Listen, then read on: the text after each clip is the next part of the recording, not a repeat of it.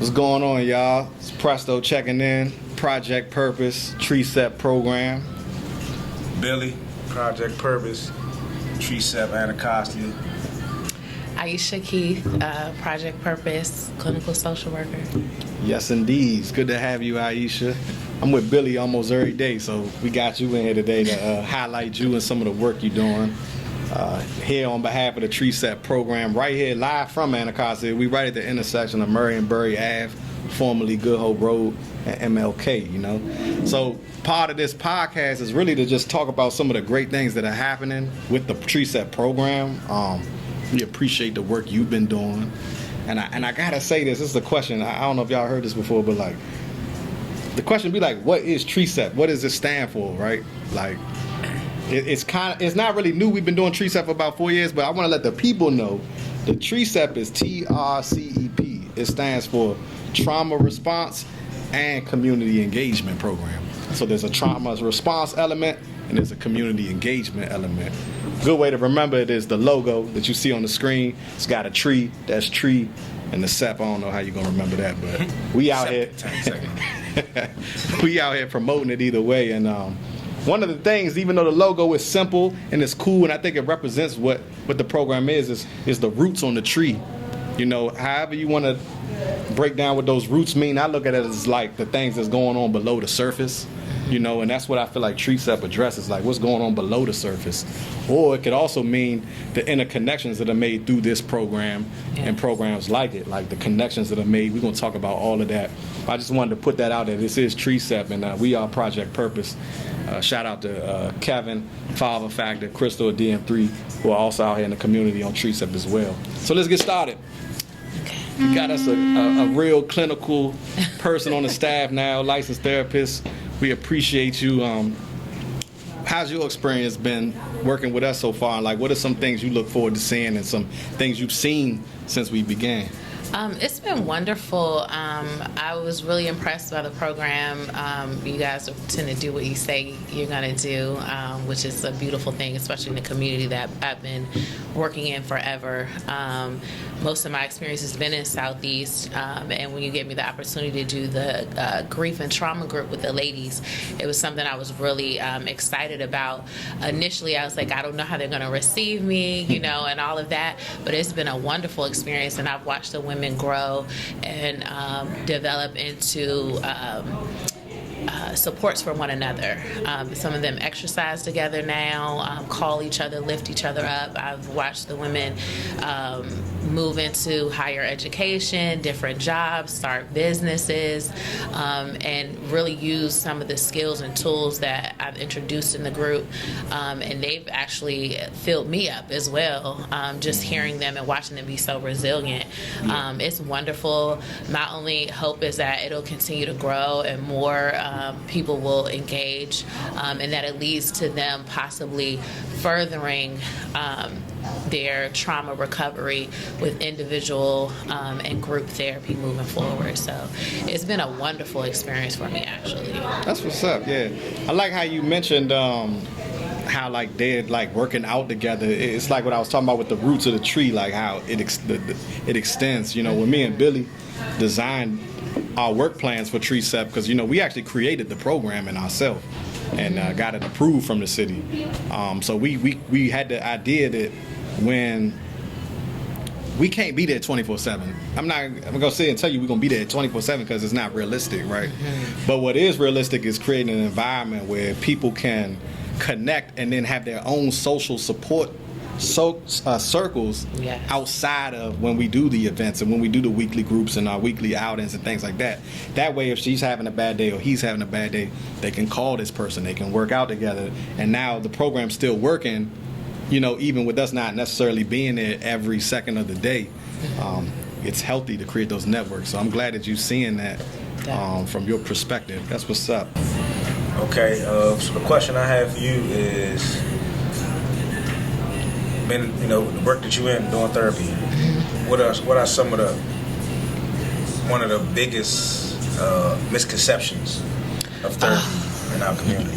One of the biggest misconceptions is that we're going to force you to relive something, and that we're going to be, quote unquote, bringing up old stuff, bringing up old wounds, and that that things are going to be opened up that can't be closed. But the reality of it is, especially in trauma, when we treat trauma, you don't have to discuss it. We don't even have to say. We could say the thing that happened, right, or not even say it at all. The group is really more about supporting one another, opening the floor up to discuss whatever it is that you feel like discussing. A lot of times we're talking about the impact that it's having on your life, the day-to-day stressors, how to manage those stressors, and a lot less about truly what happened, because the goal is to not have the ladies attend the group or come into treatment with fear or anxiety about what's going to be discussed, and we don't want you leaving feeling worse than you came. Right. So it's very much about supporting one another and the ways that shows up, and educating. So it's a lot of psychoeducation to let you know, oh, that's related to trauma. Oh, that's something that commonly happens, and discussing things in a way that doesn't trigger anyone. So it's really a safe space, and if there's ever any, and with therapy and with group therapy or even support groups, you guide the process. Yeah. Right. So whenever you want to put a pause in it, you want to put a pin in it, you can. If you want to show up to group and not turn your camera on and not share, you can. It's a safe space. So I think the misconception is that it's going to be a lot of tough conversations going on, a lot of bringing up old things and being triggered, and that's not really what it's about. Okay, thank you. Appreciate that. Yeah, that's true. Therapy is one of those things that I feel like a lot of people just don't do. Could be because of financial reasons, misconceptions, like you said. But I like how you do it. We're really blessed to have you on the team, because I just see the women gravitate towards you, and a lot of them been through a lot. I know some of the people on there, a lot of the people, and they don't always even tell everything, but I know because I just know them from the neighborhood or something like that. But I appreciate what you're doing. What do you do when you having a bad day though? Like, what's your go-to therapy, or do you have your own therapist? I mean, How does that work when you a therapist and you need therapy? Like, how does that work? Oh, I do actually, and you would be surprised. I'm going through something really difficult right now, and I'm actually in EMDR, which is something that's making me want to get trained in that to even enhance my skills even further. So working with the ladies has been kind of like a transformational period for me as a clinician, because it's opened me up to what trauma really is about, and even seeing how it shows up in myself. But it's like I have a duty to take care of myself so I can show up well for them. So my new thing is trying to work out, but having kids is the consistency, but working out, making sure I'm eating right, taking my vitamins, stuff like that, things I encourage the ladies to do, and just being careful with what I consume. Yeah. That's a good one. Go ahead. Can I give you a tip? Working out with the kids sometimes. You got to get them involved too. Yes, I've been thinking about that. You got to give them a little task. Like sometimes I had my daughter, she's 5, but even when she was like 4, as you can see sometimes it's like it's no way out for me. Like I can't do nothing with her. Like I got to take her with me. Like today she ain't want to come with me, but she had to. But so I had to go to the gym. Like sometimes I go to the gym, I just take her with me and just make her like, come on, jump up down in there. Like she feel like she doing something. She in there, you know what I'm saying, working her little self out. And I was just like, it was beautiful. So, just a little tip sometimes. You got to get it done. You got to shorten your time down to 15 minutes. It's like, make y'all a part of it. You know what I'm saying? I go up, you go down. Like, just. And that's the best medicine for lots of ailments: depression, anxiety, trauma is exercise. So it's like you can't duck it. You be in prison. I would guess they say that's like to the military. It's like second highest in stress level to the military, right? Like you can be so stressed in it. But mostly everybody, 1,500 people that's on that compound, mostly everybody's working out. And you wonder why that's how they dudes come home so strong and all that. But it's really, like you say, it's an outlet for stress. Like, what I'm saying? And it builds resilience. And I never looked at it like that, because I was in the military myself, and when you think about the times, you actually have positive outlooks on it, but I guess the factor in that is JB was running 5 miles a day, working out, so you were like taking care of your body. So when you start your day like that, to me, there's no better feeling. And then talking to each other, consulting with other clinicians. I do that a lot too when it gets heavy. But, we practice the art of detachment because that is their journey and I'm a guide, but I'm not necessarily can take it on for them. So that's what helps me as well. Yeah. And then getting therapy yourself, it kind of reminds you of like, oh, this is how it reminds you to keep your boundaries and how to be appropriate support, and then seeking out more and more knowledge. I'm always trying to come with something new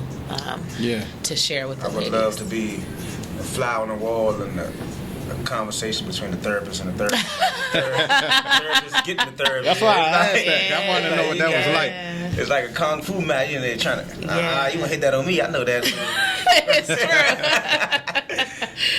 It's true. But you got to, I like that you're like genuine. Like you're just a nice, kind person. You care about the people.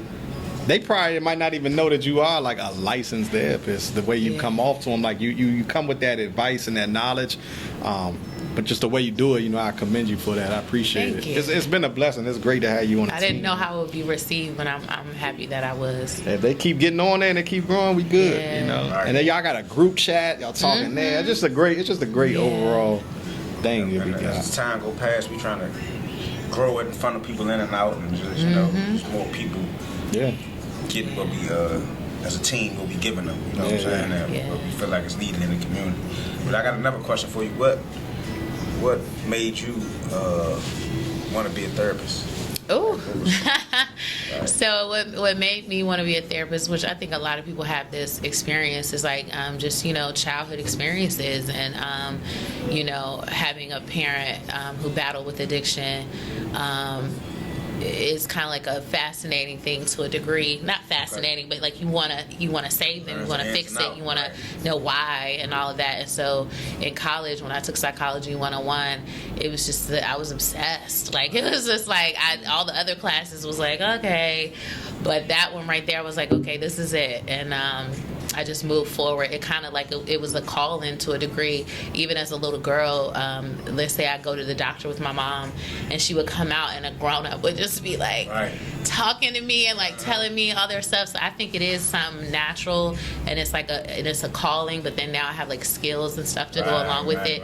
But it is something that I naturally do. Like even if I was at the coffee shop and somebody I'll go to a concert and the person sitting beside me, they telling me, I'm like, oh okay, I'm just minding my business. So it's a natural thing, and I kind of lean into it. I love it.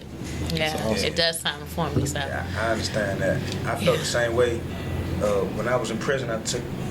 They got this thing in the feds called residential drug abuse program. It's called RDAP. It's like the biggest drug program in the federal system, and they take time off your system if you complete it. It's like a thorough program, but it's really about like criminology and what make you think the way you think more than it is about drugs. So I was very interested in that because they had all these, like you said, like these words for it, cognitive indulgences and like this different stuff. Like you'd be like, damn, I was doing that. Like you can put names, you know what I'm saying, like names to like your thinking. So that's what it really was about. So I really was intrigued, like by going through there, like you learn all these terminologies and that. You know how people always say, because you got this thing on the board every morning. They say, what was you thinking when you did that? You know, most people like, I wasn't thinking, I just reacted. And they always be like, you never just react. You always, it's something, you always think of something first. No matter if it's 1 second, it's a thought you had before you react to whatever you did. You see what I'm saying? So, and they kind of taught you that. Like, if somebody step in your shoe and you punch them in the face, you'd be like, nah, I wasn't thinking he stepped in my shoe. And I was like, no, you thought something. The way you interpreted when he stepped in your shoe, that's what made you react or whatever. Do that, you know? So I was very interested. Yeah, it's very interesting. Definitely I understand where you're coming from. It helps you even understand yourself even more. It's really interesting. Yeah. It gets deep. Yeah, so it's definitely recommended that I think everybody do something, not just with the therapist, whatever your style is. With therapy, I highly recommend it for everybody. I myself, like I have PTSD. I'm in PTSD veteran groups, you know. Like Billy was just saying, he's got RDAP, and I know him personally. He's got his own other ways where he people he talked to, you as well, the clinical side. I just think all of it is great information, and you know, it's definitely a goal of ours to continue to spread that information to everybody, to continue to develop programming. One thing I say we do well here at Project Purpose is we will look at a program and say, is it effective? If we don't feel like it's effective, we will get rid of it, or we'll make some major changes to it to make sure that the participation is there, the effectiveness there, is the outcomes are there. Because to me, nothing feel better than hearing a story like what you said, like they working out together, they on the phone, like that makes me feel good because that's what we designed it to do. Yeah. These are our people. I grew up with a lot of these people. We grew up in these neighborhoods and these communities right here, you know, within a half mile of here. So. Seeing that and seeing some of the trauma these women have been through and men. Shout out to the men, y'all. Yeah, shout out to the men. Shout out to the guys. And we do stuff with them too, just in different ways, like through our music program and things like that, through TRCEP. But yeah, I just think it's good. I think it's good, and I think I'm seeing it more on social media too. Like I feel like more people are having these conversations, like podcasters, artists, producers, influencers. We gonna get there, you know. And mental health is just as important, if not more important, than your physical health. It's so interconnected because trauma leads to also physical ailments and diseases. Yeah, so. Absolutely. Well, you got anything else you want to say to the people? Or, no, like, ladies, if you're watching this, you like, I should come to the group. You should. Yeah. Come on. It's nothing scary. We have a good time.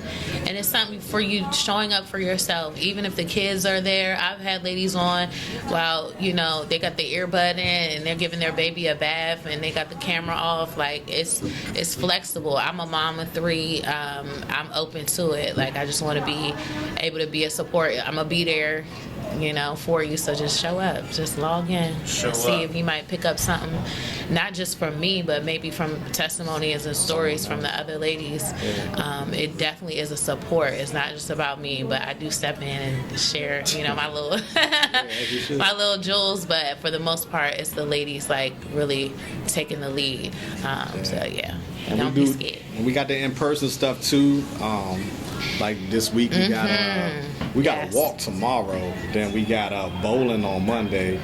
The ladies are going out to eat after our paint event hosted by Bree. That's TRCEP. It's right up the street from here as well. So there's interactive things you can do as well. They're going out to eat. They're going to paint. You know, interact in person. So it's all good. It's great. I can't wait. This the Ladies Healing Group, right? Yep. Ladies Healing Group. All are welcome. Come on out. Yes, indeed. Get on our Zoom meetings. Join in. You know, come participate. It could save your life. Check us out on Instagram. And you find the link or DM for the link. So just log in. You can log in from your phone. We drop the Instagram down. Yes, indeed. So. All right, y'all. Well, I appreciate y'all time. I appreciate y'all time, especially if you stuck it out through the podcast, man. We hope to see you soon. Presto. This wonderful edition. Aisha. And Billy, man. Checking out. Project Purpose. Yeah.